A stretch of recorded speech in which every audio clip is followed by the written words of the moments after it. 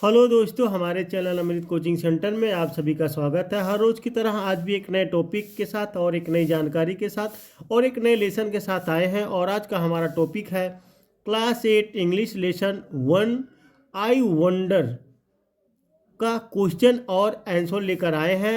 इस पोयम में यानी आई वंडर एक पोयम है। इस पोयम में जो भी घटना घटित हुई है उसके बारे में पूछे गए सभी प्रश्नों का उत्तर बहुत ही आसान तरीके से हम लोग सीखेंगे कि इस पोयम में क्या घटना घटित हुई है और क्या प्रश्न पूछे गए हैं। यदि आप लोग अभी तक इस पोयम को नहीं पढ़े हैं तो हमारे चैनल पेज पर जाइए, वहाँ पे आपको लर्निंग इंग्लिश क्लास 8 में मिल जाएगा। जाकर इस पोयम को पढ़िए तो ढेर सारी जानकारी प्राप्त होगी। आपको प्रश्न का उत्तर भी समझने में बहुत ही आसान होगा, जिससे आप समझ पाएंगे। तो वीडियो को अंत तक जरूर देखिएगा। यदि आपको लगे कि थोड़ा बहुत भी आप लोग को हेल्पफुल है, सहायक है, तो लाइक ज़रूर कीजिएगा। और अभी तक हमारे चैनल पर नए हैं तो सब्सक्राइब जरूर कीजिएगा। इस तरह का कंटेंट हम बनाते रहते हैं और अपने दोस्तों तक शेयर करना ना भूलें। तो यहाँ पे है आंसर दीज क्वेश्चन ओरली, यानी इन प्रश्नों का उत्तर मौखिक रूप से दे। आपको जो पूछा गया है उसको मौखिक रूप से देना है। तो पहला क्वेश्चन पूछा गया है, what things in the first stanza tell you that the poet is curious. पहले छंद की कौन सी बातें आपको बताती हैं कि कवि जिज्ञासु है। यानी पहले छंद में जो पूछा गया है शुरुआत में, क्या बताता है कि कवि जो है जानने के लिए बहुत उत्सुक है, जिज्ञासु है। आंसर है the poet is curious about many things around him. कवि अपने आसपास की कई चीज़ों के बारे में जानने के लिए उत्सुक है। तो यहाँ पे है जो कवि रहता है वह देखता है अपने आसपास ढेर सारी चीज़ें रहती है, उसको जानने उसके बारे में जानने के लिए बहुत उत्सुक रहता है। He is curious about the colour of the grass. वह घास के रंग को लेकर उत्सुक है। He wants to know why one can not see the wind. वह जानना चाहता है कि कोई हवा क्यों नहीं देख पाता है। तो ये सब ढेर सारी बातें जो है जानने के लिए कवि क्या रहता है, बहुत ही उत्सुक रहता है कि भाई घास का रंग क्यों ऐसा है, घास क्यों हरी है, उसके बाद ऐसा क्यों है कि हवा कोई क्यों नहीं देख पाता है। तो ये सब ढेर सारी बातों के बारे में वह सोचता है और वह जानने के लिए उत्सुक है। And who taught the birds to build their nests. और पक्षियों को घोंसले बनाना किसने सिखाया। यानी कवि यह भी जानने के लिए उत्सुक है, पक्षियों को घोंसला बनाना किसने सिखाया। पक्षी को आप लोग देखते हैं कितना सुंदर घोंसला बनाती हैं। He wonders why the trees take rest. उसे आश्चर्य होता है कि पेड़ आराम क्यों करते हैं। अगला क्वेश्चन है, why do you think the speaker calls the cloud fluffy. आपको क्या लगता है कि वक्ता बादल को फुफली क्यों कहता है। यानी फुफली मतलब होता है रोएदार या मुलायम। आंसर है the cloud moves away slowly by evaporating so it appears to be fluffy. बादल धीरे धीरे वाष्पित होकर दूर चला जाता है, इसलिए वह रोएदार प्रतीत होता है या सॉफ्ट यानी मुलायम प्रतीत होता है। अगला क्वेश्चन दिया गया है 3, does the wind have any colour. क्या हवा का कोई रंग होता है। तो आंसर है know the wind doesn't have any colour. यानी होता तो सभी लोग को दिखाई देता है, इसलिए दिखाई नहीं देता है।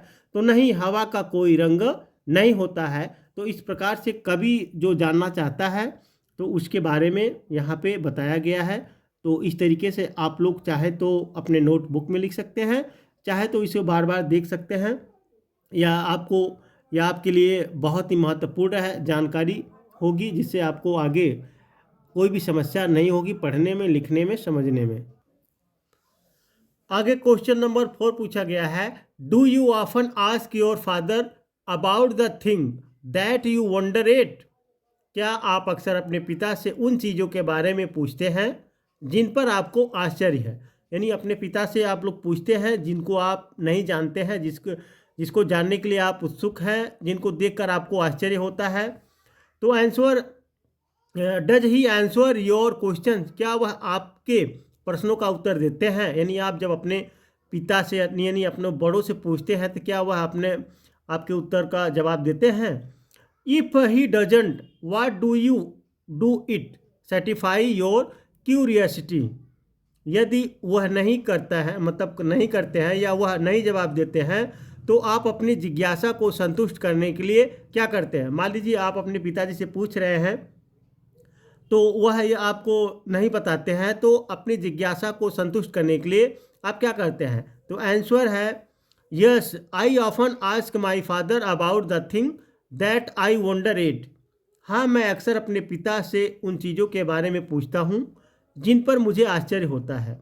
He does answer my questions by giving example, वह उदाहरण देकर मेरे प्रश्नों का उत्तर देते हैं। तो हमारे जैसे हम भी पूछा करते हैं, तो बच्चे लोग ज़्यादा अक्सर जो है ये सब बातें पूछते रहते हैं कि यह क्या चीज़ है या ऐसा क्यों है। तो हम लोग को एग्जाम्पल के साथ जो है बताना पड़ता है। तो आपको भी अगर कोई असुविधा होती है तो आप अपने अध्यापक से या अपने अपने बड़ों से पूछ सकते हैं।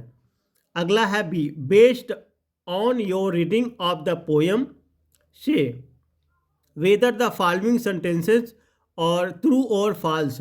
कविता पढ़ने के आधार पर बताएं कि निम्नलिखित कथन सत्य है या असत्य है। यानी आप लोग कविता पढ़े हैं, उसमें जानकारी प्राप्त हुई है, तो आपको सत्य या असत्य के बारे में यहाँ पे चिन्ह लगाना है।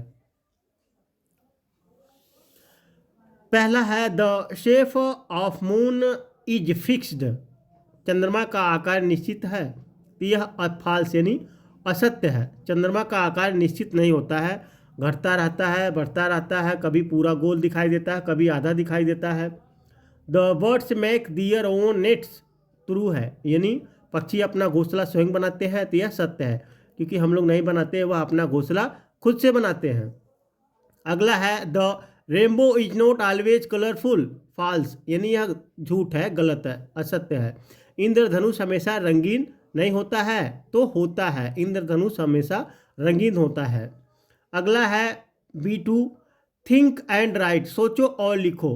Think of things and ideas that you associate with rain, उन चीज़ों और विचारों के बारे में सोचे जिन्हें आप बारिश से जोड़ते हैं।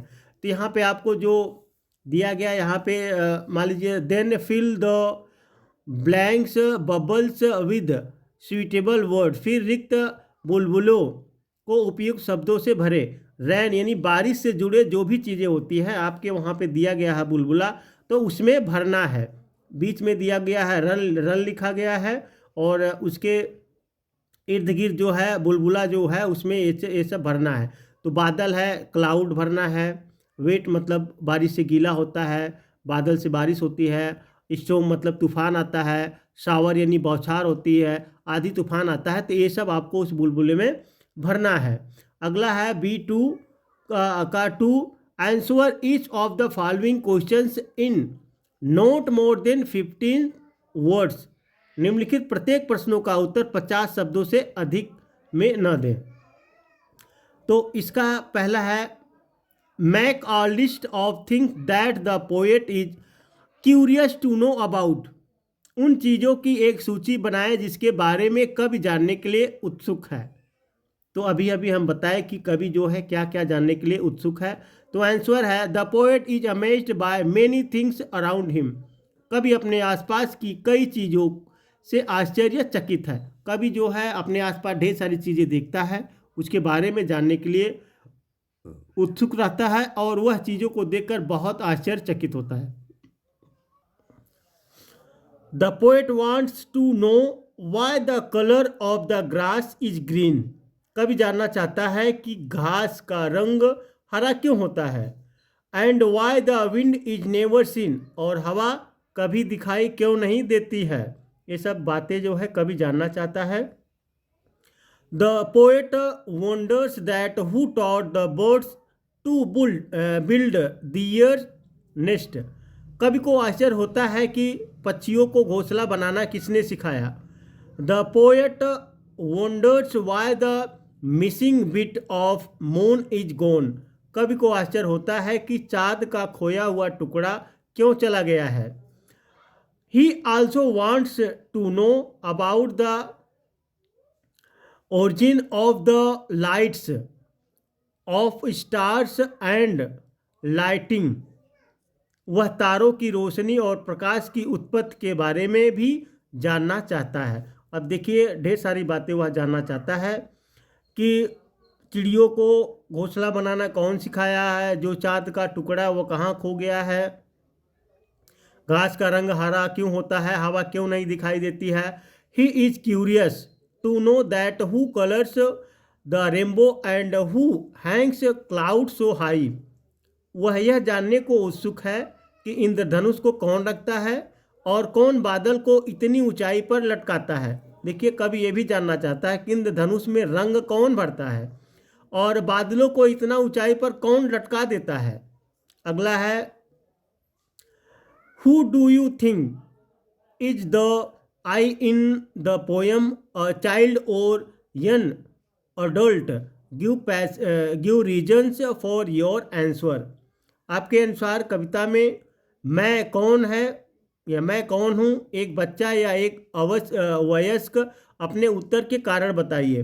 तो आंसर है I in the poem is definitely a child. कविता में मैं निश्चित रूप से एक बच्चा है। तो यहाँ पे जो मैं की बात होती है तो वह एक बच्चा रहता है और वह ढेर सारी बातों को जानना चाहता है। आप लोग देखें आपके पोएम में एक बच्चा खड़ा होकर ऊपर की तरफ देख रहा है, तो उसके बारे में पूछा गया है। An adult already knows facts about the things around him. एक वयस्क पहले से ही अपने आसपास की चीज़ों के बारे में तथ्य जानता है। It is a child's curiosity that makes him wonder at the things around him. यह एक बच्चे की जिज्ञासा है जो उसे अपने आसपास की चीज़ों पर आश्चर्यचकित करती है। तो कवि तो लिखा हुआ है लेकिन एक बच्चा के बारे में, जो बच्चा एक देखता है, शायद आप लोग को भी आश्चर्यचकित होता है बहुत सी ऐसी चीज़ें देखकर जो आप लोग अपने पेरेंट्स से पूछते हैं या अपने अध्यापक से पूछते हैं। And this is why he questions such things. और यही कारण है कि वह ऐसी चीज़ों पर सवाल उठाता है। अगला है तीसरा, what opinion do you form about the speaker. आप वक्ता के बारे में क्या राय बनाते हैं या क्या राय बताते हैं या क्या राय बनाते हैं। आंसर है the speaker is quite curious and wants to know many things. वक्ता काफ़ी जिज्ञासु है कि बहुत सी बातें जानना चाहता है। He is full of question, वह सवालों से भरा है। जो वक्ता है वह काफ़ी जिज्ञासा रखता है और काफ़ी बातों के बारे में जानना चाहता है। वह सवालों से भरा हुआ है क्योंकि सवाल हर एक चीज़ पर करता है। तो अगला है चौथा, what does the questions in the end suggest about the speakers attitude towards his dad. अंत में प्रश्न वक्ता के अपने पिता के प्रति रवैये के बारे में क्या सुझाव देता है। तो आंसर है उसे he is doubtful that his father would answer all his question. उसे संदेह है कि उसके पिता उसके सभी प्रश्नों का उत्तर देंगे।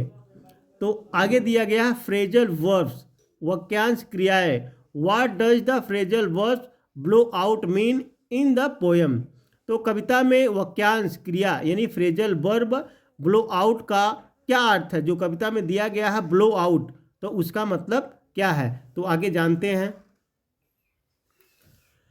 Look up a dictionary and list it's meaning. एक शब्दकोश देखें और उसका अर्थ सूचीबद्ध करें। Note down other meanings of the phrasal verb. वाक्यांश क्रिया के अन्य अर्थों को नोट करें। And use it in your oven sentences conveying other meanings. और अन्य अर्थ बताने वाले अपने वाक्यों में इसका प्रयोग करें। यानी आप लोग एक शब्दकोश देखें जिसमें फ्रेजल वर्ब दिया गया है, उसका मीनिंग समझिए, उसको सूचीबद्ध कीजिए और फिर जो है अर्थ को नोट करें, उसका मतलब यानी फ्रेजल वर्ब का जो मतलब होता है, अर्थ होता है, उसको नोट करें और अपने सेंटेंस यानी वाक्यों में उसका प्रयोग करें। अब यहाँ पे look up a dictionary and list other phrasal verbs that begin with blow. एक शब्दकोश देखें और अन्य वाक्यांश क्रियाओं की सूची बनाएं जो यानी ब्लो से शुरू होती है, जो ब्लो से शुरू होती है उसके बारे में लिखिए, उसका एक सूची बनाइए। And use them in your own sentences, और उन्हें अपने वाक्यों में उपयोग करें। तो यहाँ पे जो ब्लो आउट से दिया गया है, ब्लो आउट से शुरुआत होता है, उसी को आपको बनाना है, उसका मतलब समझिए और उसी से सेंटेंस बनाइए। द आंसर है the phrasal verb blow out means to extinguish. The phrasal verbs blow out का अर्थ है बुझाना, यानी बुझाना। Other phrasal verbs with blow, अब यहाँ पे आगे दिया गया है जो ब्लो से शुरुआत होता है। ब्लो अवे उड़ा देना, बहुत इम्प्रेस ग्रेटली बहुत प्रभावित करना। I was blow away by her performs, जैसे मैं, यहाँ पे एग्जाम्पल दिया गया है, मैं इसके उसके प्रदर्शन से दंग रह गया। ब्लो डाउन प्रहार करना। नोक विथ एयर करेंट, हवा के बहाव से खटखटाना, यानी ब्लो डाउन का मतलब होता है किसी पर प्रभाव करना। She will blow out she will blow your house down, वह तुम्हारा घर उड़ा देगी। इस प्रकार से आप लोग को बनाना है। ब्लो अपोन बदनाम करना। टू डिफेम समवन, किसी को बदनाम करना। एग्जाम्पल है she was blowing upon you, वह तुम्हें बदनाम कर रही थी। अगला है टू ब्लो वंस ट्रम्प्ड, अपना ढिढोरा पीटना, इसे अपनी प्रशंसा। टू प्रेज वन सेल्फ, अपनी प्रशंसा करना। एग्जाम्पल है she has habit of blowing her oven trumped, जैसे उसे अपनी तुरही खुद बजाने की आदत है। जैसे खुद से कोई प्रशंसा अपनी करता है तो वहाँ पे है टू ब्लो वंस, खुद की प्रशंसा करना। आगे दिया गया है fill in the blanks in the sentences given below with the suitable phrasal verbs given in the box. नीचे दिए गए वाक्यों में रिक्त स्थान को बॉक्स में दिए गए उपयुक्त वाक्यांश क्रियाओं से भरे।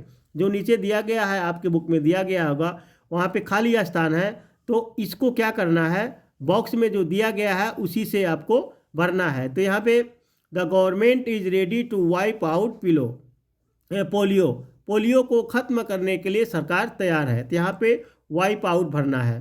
ही set out of for Kolkata with his father, तो सेट आउट का मतलब होता है यात्रा करने के लिए जाना।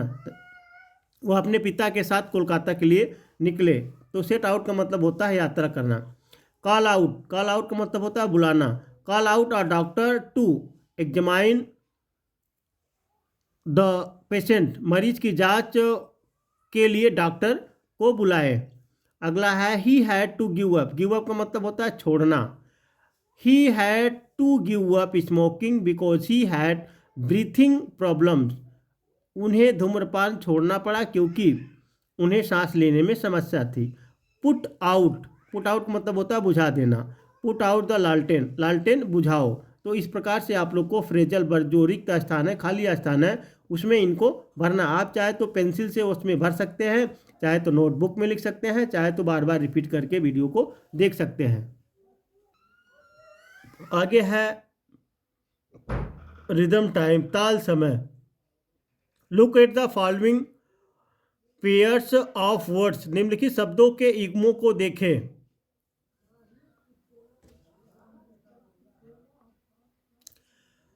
Green, seen, nest, rest. तो इस तरीके से आपको एक पेयर्स जोड़ा बनाना, जैसे ग्रीन हो गया तो सीन हो गया, इसी प्रकार से नेस्ट हो गया, रेस्ट हो गया। These pairs of words you will notice and with similar sounds, आप देखेंगे कि शब्दों के ये जोड़े समान ध्वनियों के साथ समाप्त होते हैं। जैसे ग्रीन, सीन दोनों सेम ध्वनि होता है, नेस्ट, रेस्ट, तो इस प्रकार से बनाना है। Such pairs of words that in with the similar sound are called rhyming pairs of words, शब्दों के ऐसे युग्म, ऐसे जोड़ों जिनका अंत एक जैसे ध्वनि से होता है उन्हें तुकांत युग्म या शब्द कहलाते हैं। Pick out the rhyming pairs from the poem and add one more to each pair, one has been done for you. कविता से तुकबंदी वाले जोड़े चुने और प्रत्येक जोड़े में एक और जोड़े दे, एक आपके लिए किया गया है। तो देखिए जो कविता में यानी पोएम में दिया गया है उसमें से आप लोग ढूंढिए। तो दिया गया है ढेर सारा वर्ड, तो दो दो इसमें दिया गया है, एक और आपको जोड़ना। जैसे ग्रीन दिया गया है, सीन दिया गया है, यहाँ पे बीन जोड़ दिए हम। नेक्स्ट दिया गया, रेस्ट दिया गया, यहाँ पे बेस्ट जोड़ दिए हम। राउंड हो गया, फाउंड हो गया, फिर यहाँ पे हमने ग्राउंड जोड़ दिया। आउट हो गया, अबाउट हो गया, इस प्राउड जोड़ दिया हमने।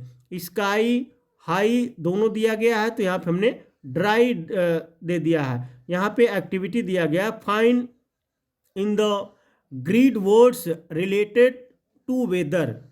ग्रीड में मौसम के संबंधित शब्द खोजे। वर्ड्स मेनी अपीयर हॉरिजॉन्टली, और यहाँ पे दिया गया है वर्टिकली और डायगोनली। शब्द शैक्षिक लघुवंत या तिरछे दिखाई दे सकते हैं। तो ऐसे शब्द को आपको जो है मान लीजिए जो मौसम के बारे में बताते हैं उन्हीं के बारे में आप लोग को लिखना है। One has been done for you, एक आपके लिए किया गया है। देखिए यहाँ पे है फोरकास्ट पूर्वानुमान, टेम्परेचर तापमान, फोग कोहरा, रेनबो इंद्रधनुष, लाइटनिंग बिजली, रैनी बरसाती, सनी का मतलब जैसे धूप का मौसम ज़्यादा होता है, क्लाउड बादल, रैन बारिश, विंडी तेज हवा। तो ये सब क्या है, एक मौसम से जुड़े हुए हैं जो है। तो उसी प्रकार से यहाँ पे आपको लिखना है, तो आप इसको लिख सकते हैं। तो उम्मीद करते हैं इस पोएम के बारे में, इस पोएम में जो घटना घटित हुई है, इस पोएम के बारे में पूछे गए सभी प्रश्नों का उत्तर आप लोग को काफ़ी हद तक समझ में आया होगा। तो इस तरीके से आप लोग वीडियो देखते रहिए, और आपको लगे कि थोड़ा सा भी हेल्पफुल है यानी सहायक है यह वीडियो, तो लाइक ज़रूर कीजिएगा। और अभी तक हमारे चैनल पर नए हैं तो सब्सक्राइब जरूर करना। इस तरह का कंटेंट हम हमेशा बनाते रहते हैं, और अपने दोस्तों को शेयर करना ना भूले ताकि उनको भी पढ़ना आ जाए। फिर मिलेंगे एक नए वीडियो के साथ।